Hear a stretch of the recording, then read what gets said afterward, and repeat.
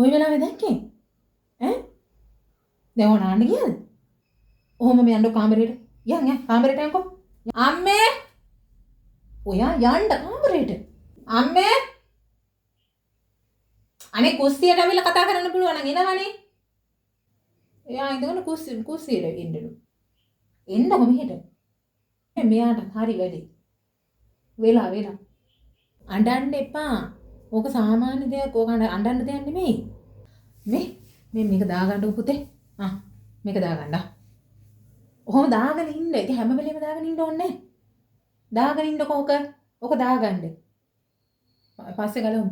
මේ අම්මේ අද දවස කවද්ද? අද ඉරිදද? නෑ සඳුදානේ. සඳ. අපේ හොඳ වෙලාවට මම බය වෙලා හිටියේ අඟහරුවාදවත් මේක වෙයි කියලා.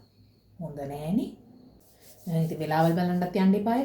මේ අහන්නකෝ අම්මේ මේ දැන් මෙයාගේ වෙලාව කොහොමද දන්නේ? මේ ඔයා දැන් ඕක මට කියනකොට කිව්වේ ගොඩක් වෙලා ගියාට පස්සේද? නාන්න ගියේ? නෑනේ. විනාඩි 5ක් විතර නේද? දැන් 12:00මාරයිනේ වෙලාව. 12යි. දැන් විනාඩි 10ක් විතර ගියානේ දැන් මේ ටිකට. එතකොට මේ 12:20ට කියලා අපි ගමුකෝ නේද? මේ අහන්න මේ ධනුෂ්කට කෝල් එකක් දීලා කිව්වනම් හරි. එන්න කියලානේ. එන්න කියමු. ඔයා කොහෙද එන්නේ? ඔයා යන්න. අර කොල්ලවනේ අම්මේ.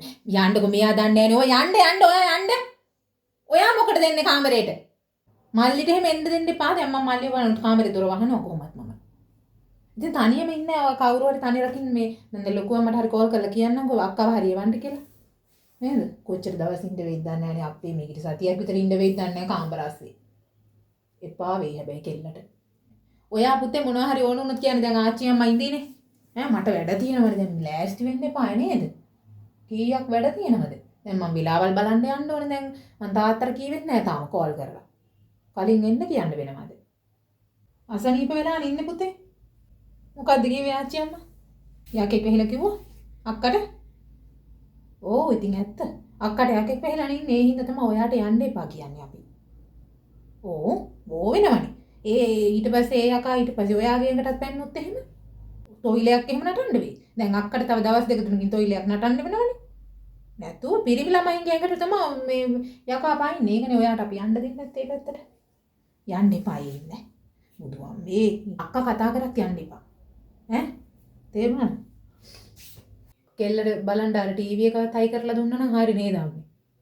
පාළුවේ අනේ ඔහොම ඉන්න පුළුවන් යා සතියක් යනකම් නේද මොනව කරන්නද?